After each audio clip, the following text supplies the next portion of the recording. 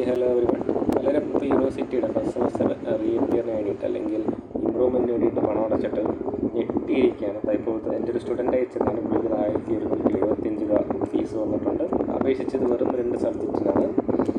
അപ്പോൾ other fees എന്ന് പറഞ്ഞ് അവരധികം പൈസ എടുക്കുന്നു, കൊള്ളെല്ലാം ഉണ്ടാക്കുന്നു എന്നൊക്കെ പറഞ്ഞ് പരാതിയോടെയാണ് പുള്ളി വന്നത്. അതുകൊണ്ടാണ് ഇങ്ങനെ ഒരു വീഡിയോ ചെയ്യാൻ പറഞ്ഞത്.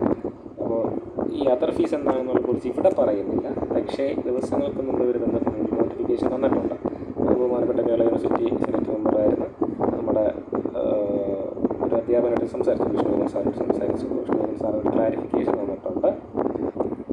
ഒരു മാസം മുമ്പ് ഒരു ക്ലാരിഫിക്കേഷനാണ് നോട്ടിഫിക്കേഷനിലേക്ക് പോവാം.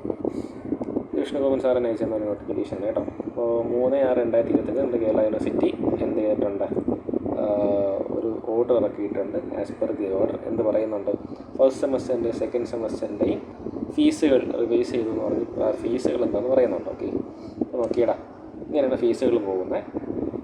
ഓരോ തിയറി കോഴ്സിനും റെഗുലർ ആണെങ്കിൽ 80 രൂപ രജിസ്ട്രേഷൻ ഫീസ് കാണും. ഇമ്പ്രൂവ്മെൻറ്റിന് 200 രൂപ. സപ്ലിമെൻ്ററി ആണെങ്കിൽ രണ്ടും ഏതാണ്ട് ഒരു പരീക്ഷയൊക്കെ തന്നെയാണ്. പക്ഷെ എന്താ വ്യത്യാസം വരുന്നത്, ഇമ്പ്രൂവ്മെൻറ്റ് മാർക്ക് കൊണ്ട് ജയിച്ചു എന്നാൽ മാർക്ക് കൂടട്ടെ എന്ന് പറഞ്ഞ് എഴുതുമ്പോൾ, സപ്ലിമെൻ്ററി എന്ന് പറയുന്നത് പിന്നെ തോറ്റുപോയിട്ട് നിങ്ങൾ എഴുതുന്നെങ്കിൽ 300, ഇമ്പ്രൂവ്മെൻറ്റിന് 200 എന്നുള്ളതാണ്.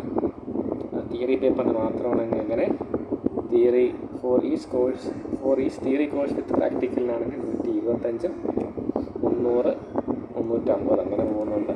ഇനി പ്രാക്ടിക്കൽ മാത്രമേ ഉള്ളൂ, തിയറി ഇല്ലാന്നുണ്ടെങ്കിൽ പ്രാക്ടിക്കൽ മാത്രമാണെങ്കിൽ 100 റെഗുലർ സാധാരണ ഫീസ്, ഇമ്പ്രൂവ്മെൻറ്റിന് 150, സപ്ലിമെൻ്ററിക്ക് 200. എന്നിട്ടൊരു കാര്യം കൂടി ഇവിടെ പറയുന്നുണ്ട്, evaluation. Okay, evaluation regular പരീക്ഷകളാണെങ്കിൽ evaluation 300 രൂപ കൊടുക്കേണ്ടി വരും. ഇമ്പ്രൂവ്മെൻറ്റ് സപ്ലിമെൻ്ററി പരീക്ഷകൾക്കാണെങ്കിൽ 500 രൂപ എന്ത് കൊടുക്കേണ്ടി വരും, ഇവാലുവേഷൻ്റെ ഫീസായിട്ട് കൊടുക്കേണ്ടി വരും. എന്നിട്ട് ഇവാലുവേഷൻ ചെയ്തിട്ട് മാർക്ക് ഷീറ്റ് വരുമല്ലോ, മാർക്ക് ഷീറ്റിന് റെഗുലറായിട്ട്, അതായത് ആരായിരുന്നാലും 65 രൂപ കൊടുക്കണം. ഇനി നിങ്ങൾ ഇമ്പ്രൂവ്മെൻറ്റ് സപ്ലിമെൻ്ററി പരീക്ഷ എഴുതുന്നുണ്ടെങ്കിൽ 75 രൂപ കൊടുക്കണം. അപ്പോൾ നിങ്ങൾ നേരത്തെ ഒരു നോട്ടിഫിക്കേഷൻ കണ്ടില്ല, ഇവിടെ ഈ അതർ ഫീസായിട്ട് 575 പറഞ്ഞിരിക്കുന്നത് എന്താ മനസ്സിലായോ, ഇവാലുവേഷൻ ഫീസായ 500 രൂപ പ്ലസ് സർട്ടിഫിക്കറ്റിൻ്റെ ഫീസായ 75 രൂപ. ഇതാണ് അവിടെ ഫീസായിട്ട് വന്നിരിക്കുന്നത്. അല്ലാതെ ഒരു അനാവശ്യമായിട്ട് ലാഭം അടിക്കുന്നില്ല. കാര്യം നമുക്ക് ഉത്തരം പറയേണ്ടതാണ്, അവരൊക്കെ ചെയ്യത്തില്ല.